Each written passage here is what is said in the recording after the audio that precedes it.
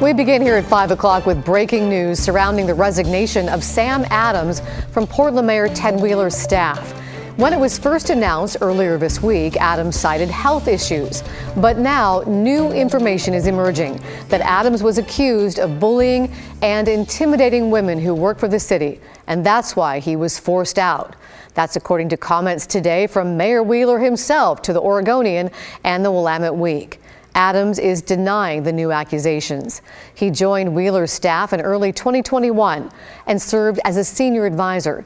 He was also Portland's mayor from 2009 to 2012.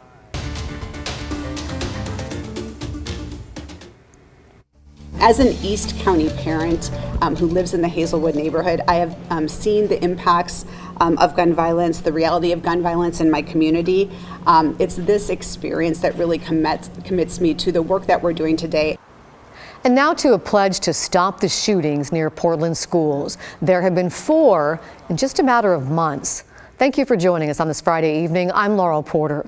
Leaders from across the area gathered today to discuss the gun violence epidemic plaguing our city, particularly near schools. Let's bring in Mike Benner now. Mike, what sort of ideas came out of today's summit? You know, Laurel, it appears you won't see anything tangible like school resource officers or private security introduced in the days ahead. The officials who met today, school leaders and public safety leaders, to name a few, pushed the importance of working together. They believe that collaboration will play a major role in safety in and around schools.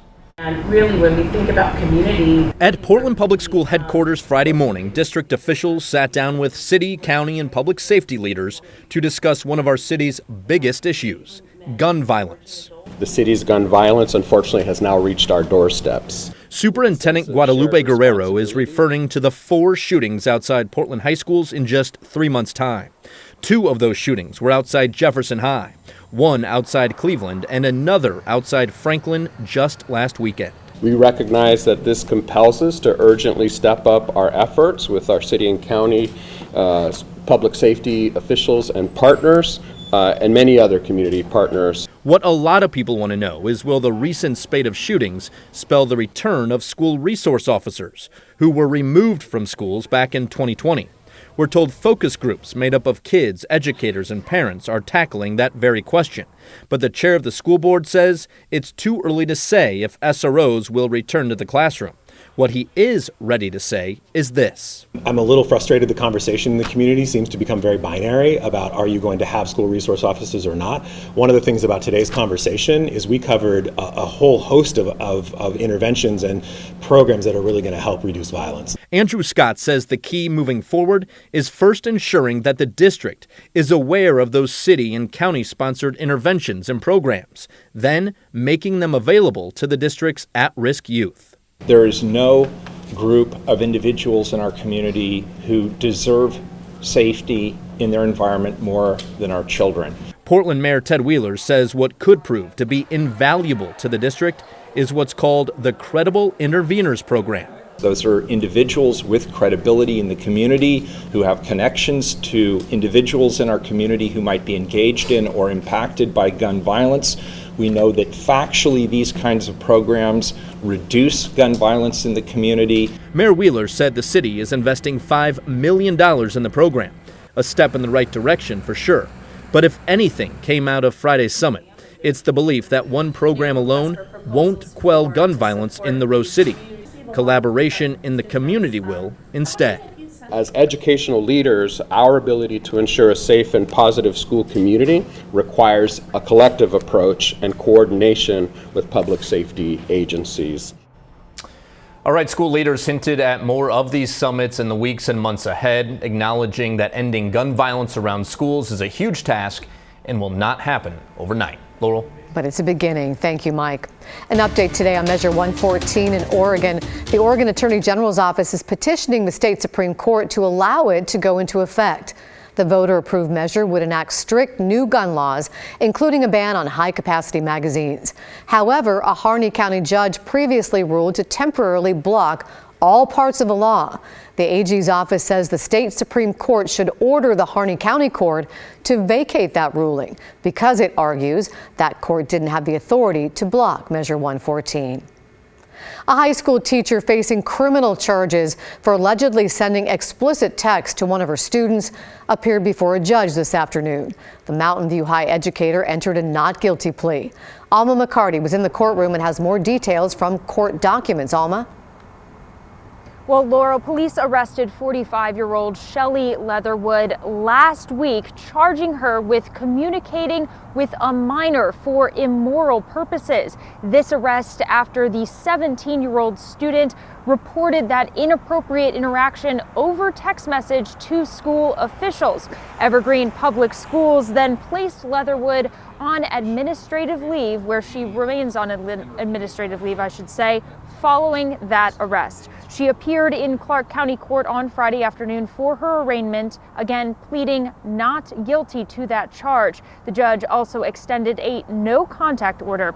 The court documents we've obtained detail the sexually explicit conversation between Leatherwood and the minor. Investigators say she allegedly sent a nude picture to the student on Christmas Day and explained how much she liked him, writing, quote, "I probably should go to jail about how I feel about you."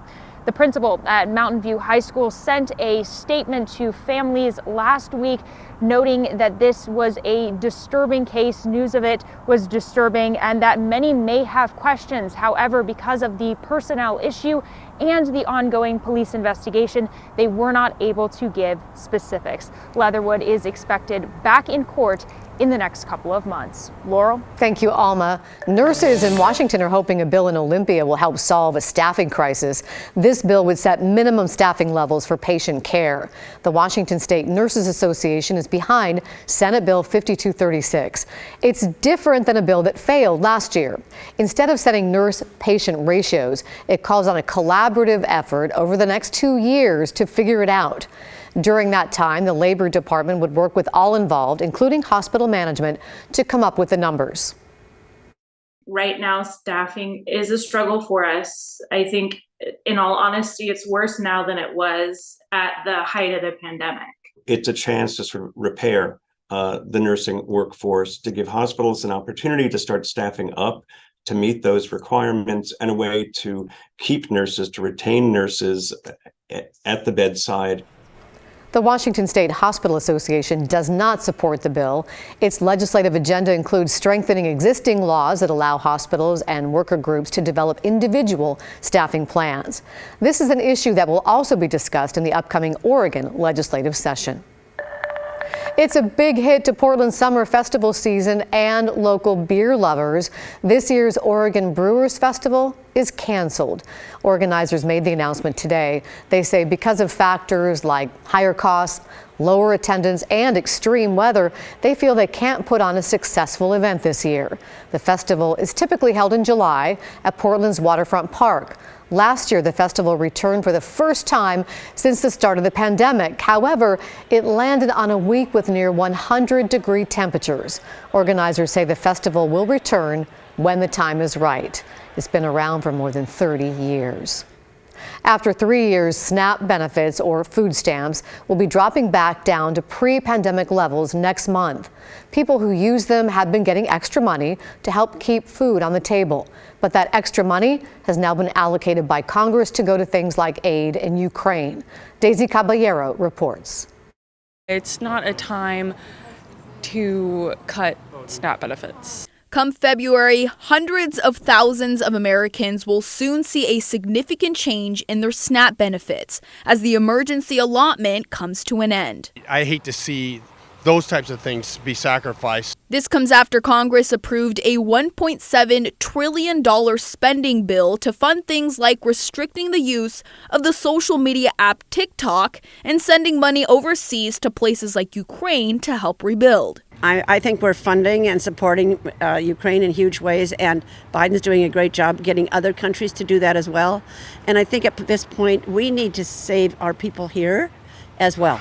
To be clear, this doesn't mean SNAP benefits are coming to an end completely. This just means benefits will go back to what they were pre-pandemic times. Essentially, they'll be going down by at least $95 a month for a single-person household, but up to $300 a month less for a family of 4. Very much concerns me Yes, and well, I mean, across America, but Portland has some major issues. Yeah, that's like, what, $200 a month that I have to pay out of pocket now, and I'm really unhappy about that. Ann Hudson says she's been on SNAP benefits and disability for the last 10 years and emphasized this change will drastically impact her quality of life, having to now stress about where that money to survive will come from. So I was kind of hoping that would continue. And I know like people in Ukraine are in really bad states right now, but that doesn't mean they should take away from other people who are having a hard time with it and can't work and stuff like that. SNAP sets the maximum benefit level for families who have no income. But as income increases in households, the benefit is slowly phased out.